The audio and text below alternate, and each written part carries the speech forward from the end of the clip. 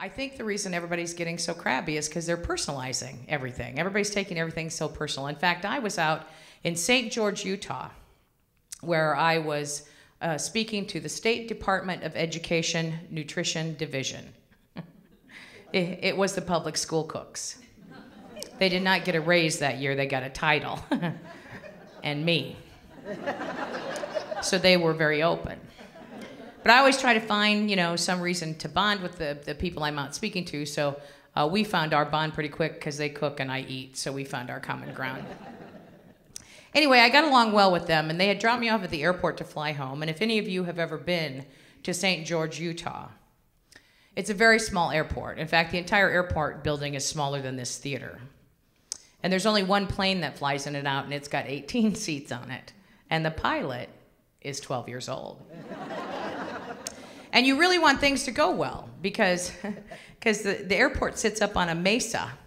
So that means at the end of the runway, there is no land. So you need to get the wind beneath your wings.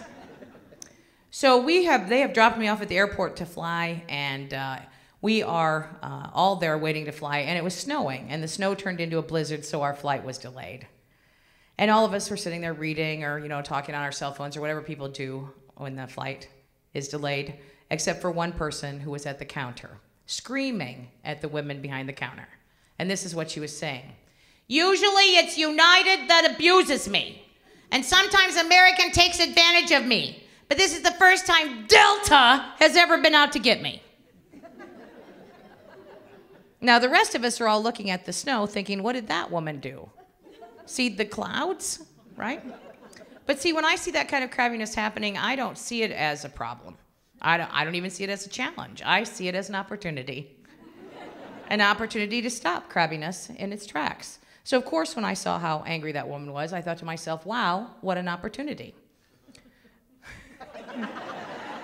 So I went up to the counter under the guise of checking to see if I was going to make my connection. And my walking up there stopped her from yelling at those women. And I said to her, ma'am, I couldn't help but overhear what you were saying. I said, in fact, we all couldn't help but overhear what you're saying. And I said, I think to say that Delta is out to get you is unfair. I said, there are 17 other people on the flight. If Delta was out to get anybody, it would be all of us. I said, I don't think you can own that. Yeah, that's what I said. And my goal in life is to lighten people up. And I'll tell you, I lit her up. She's now emotionally charged and her arms are flailing. She has her cell phone in her left hand. It goes flying out of her left hand. It hits me on the head and drops to the counter. I said, I think it's okay. I think my head broke its fall. Now, the Delta women had been very professional until this point, but now their little lips are quivering. And the woman felt terrible about hitting me with her cell phone. So she apologized profusely. And she ended her apology by saying, I guess I'm just not the brightest crayon in the box. And I didn't know what to say to that, so I just nodded my head. And the Delta women couldn't take it anymore, so they ducked behind the fake wall. And you heard this going on back there. So now I'm alone with the crabby woman. She's looking at me, I'm looking at her, we're looking at the wall. She said, I know it sounds real corny that I use that old saying, but we say it all the time where I work. And I said, really? Where do you work? And she said, Crayola. And I said, well, listen, when you're checking the color on your crayon, I said, you might want to check the sharpener on the back of the box. It seems to be a little pointed.